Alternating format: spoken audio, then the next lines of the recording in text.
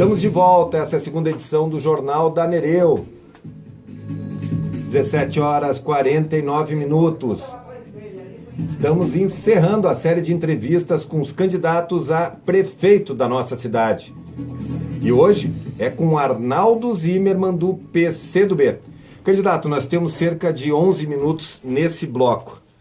O senhor disse recentemente que ofereceu o projeto, a proposta de criar um restaurante popular em Blumenau quando o senhor era secretário de Estado. Mas o senhor ofereceu já como pré-candidato a prefeito da cidade. E então foi vista por alguns setores como um tanto quanto oportunista.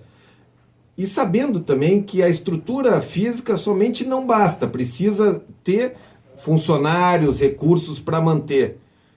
Qual é a sua proposta e como é que o senhor vê essa crítica que, poxa vida, por que ofereceu só na pré-campanha eleitoral? Primeiro que a pré-campanha não tinha como, eu assumi a secretaria em novembro, então tudo é pré-campanha. Eu anunciei que gostaria de ser candidato a prefeito lá na metade do ano passado, então só porque eu seria pré-candidato não ia trazer nada para Blumenau, trouxe R$100 mil para a saúde via Câmara dos Deputados.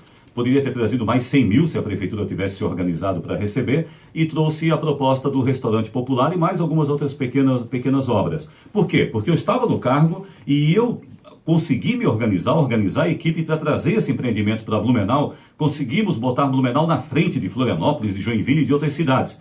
Só que Blumenau não quis. Na verdade, talvez o blumenauense gostaria. A prefeitura não quis. Agora eu não quero olhar para o passado. A prefeitura disse que não quis, tudo bem. Se eu for prefeito, eu vou tentar resgatar ainda, vamos ver se dá tempo de resgatar a obra, e nós vamos fazer da seguinte forma. São de 2 milhões a 2 milhões e meio de reais de investimento na obra e no projeto. O projeto custa perto de 200 mil, a obra tem que fazer uma atualização financeira, estava em 2 milhões, passa um pouco, dá perto de 2 milhões e meio. A prefeitura oferece um terreno, ela já tinha terreno para isso, bem localizado. Ok, a gente faz a obra, cuida de tudo. A partir do momento que oferece o terreno, cede o terreno, a gente cuida do terreno, organiza, faz a obra. Existem recursos para você poder equipar o restaurante também. O poder público municipal pode ir atrás. O que mais? Alimentos, compra de alimento tem duas frentes. Você tem programas como a Mesa Brasil, que você consegue alimentos de forma gratuita para equipamentos como esse, então você já reduz. O alimento ele equivale quase ao mesmo valor que a folha de pagamento. Então você consegue ganhar muitos alimentos gratuitos, que são alimentos doados por vários supermercados, é uma rede de organização quanto a isso, e outra parte comprar da agricultura familiar. Na agricultura familiar você já beneficia o nosso agricultor, nosso pequeno agricultor da cidade, aquele que é o chamado microprodutor primário, o mesmo que nós conseguimos a isenção de ICMS, inclusive, para vender o seu produto, ele vende direto para o restaurante, sem atravessador, vai a renda para ele. Então você já reduz bastante, o que você não reduz beneficia a outra ponta, que é a agricultura. Funcionários, como é que você faz? Você faz uma parceria com uma organização social. Todo mundo faz isso no Brasil todo. É só em Blumenau que o pessoal não quer aprender como fazer, o pessoal da prefeitura que está hoje no governo, eles não querem aprender. Até porque, talvez, muitos dos que estão dirigindo a cidade não tenham preocupação com quem ganha menos, não sabem o que é pessoas que passam fome, pessoas que têm dificuldade, insegurança alimentar, pessoas que não têm condições de pagar R$15 por dia um almoço, poderiam pagar R$3, R$5, os valores médios aí que esses restaurantes cobram. Então eles não têm a noção do que é. Esse custo cai drasticamente. Aquele custo de R$60 mil por mês, que não é bem 80, em Joinville o custo é 60 mil por mês, de um restaurante igual, no mesmo tamanho. E você pode reduzir esse valor de 60 mil para 35, 40 mil por mês, onde já é um valor viável. Agora pensa quanto que isso significa para as 1.000 pessoas que almoçam todos os dias, quanto que significa em saúde isso. Para você ter reeducação alimentar, para você ter uma integração entre as pessoas, para você garantir uma alimentação saudável todos os dias, uma refeição pelo menos por dia. E ainda poder ter projetos futuros integrados ao banco de alimentos, às escolas que também recebem a sua refeição, a sua merenda e tudo mais. É um projeto muito além do que um prédio servindo comida. É um projeto totalmente integrado com várias frentes sociais, inclusive articulado com a rede socioassistencial, com todos os CRAS, os CREAS do município de Blumenau também. Eu vou apostar nessa oportunidade porque muitos municípios lutam para ter essa obra. E eu consegui a obra para Blumenau e a prefeitura simplesmente não quis. Vamos tentar resgatar.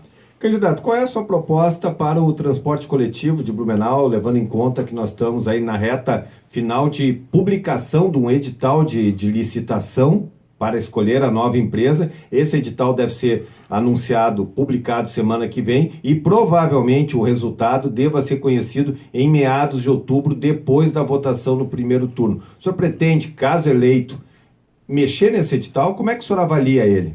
Olha, dá para mexer no contrato, inclusive depois do contrato assinado. Isso é possível. Há dispositivos legais para que você mexa, desde que você não mexa no equilíbrio financeiro da empresa com a questão contratual. Eu tenho que observar como é que é o contrato previsto nesse edital, para você ver se é um contrato por escopo, por exemplo, que você pode mexer em alguns dispositivos que você possa incluir novos serviços. E vai ter que incluir, né? Imagina 20 anos uma empresa dessa estática, né? Sem mexer em nada. Incluir novas linhas, incluir mais horários, por exemplo, e novas modalidades de serviço.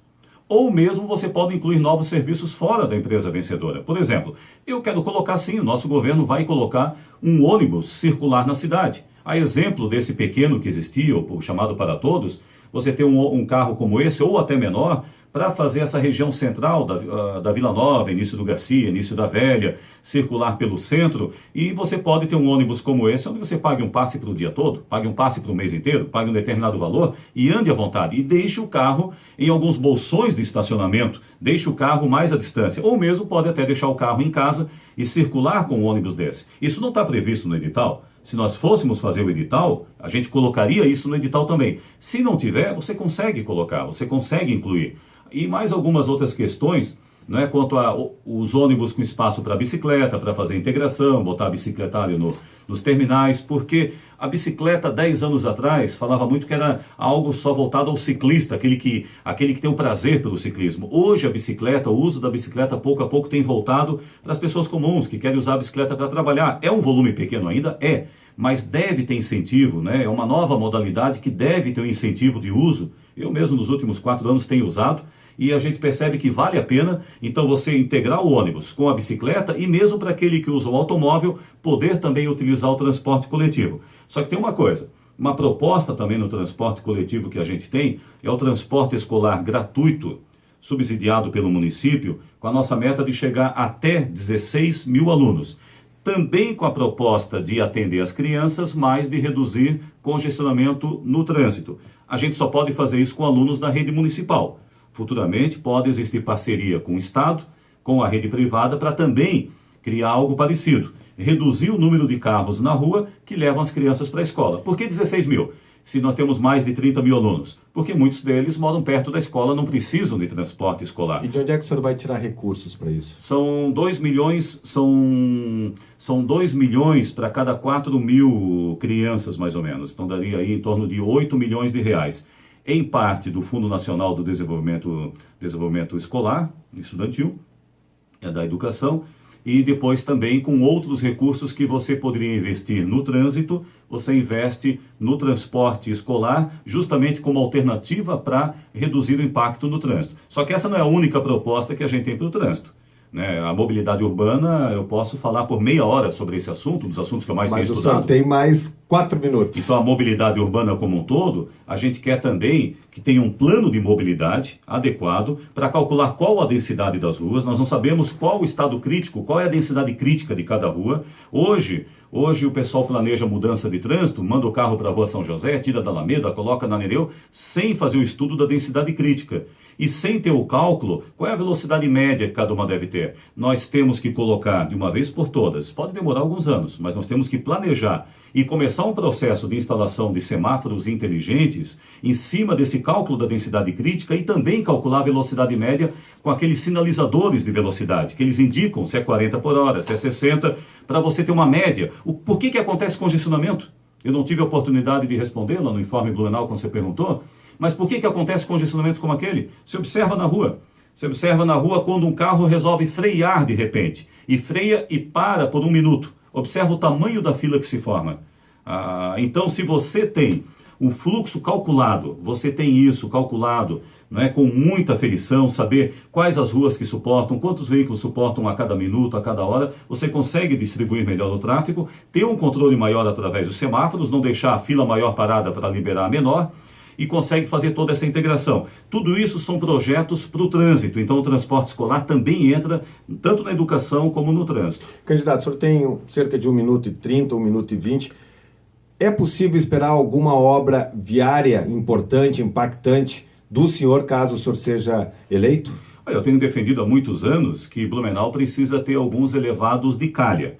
Os elevados de calha não devem ficar na região central da cidade, porque eles viram uns monstrengos ali que até danificam, né? Viram um minhocão que nem São Paulo. Eles têm que ficar nos acessos.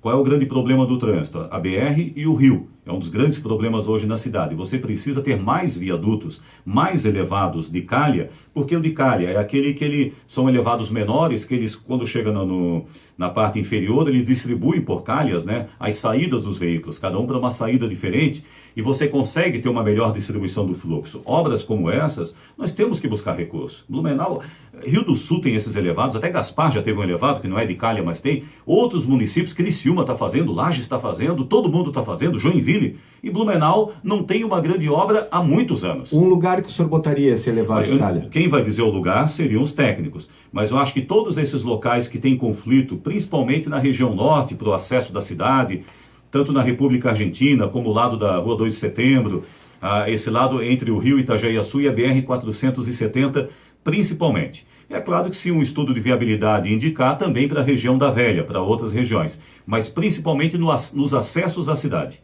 Nos acessos da cidade onde mais necessita. Agora tem outras obras importantes também, na área social. Na saúde a gente quer adaptar alguns ambulatórios para policlínica. Isso precisa de obra física e precisa de readequação com equipamentos para fazer exames, né, de baixa e média complexidade lá nos ambulatórios, que não seriam mais ambulatórios, virariam policlínicas.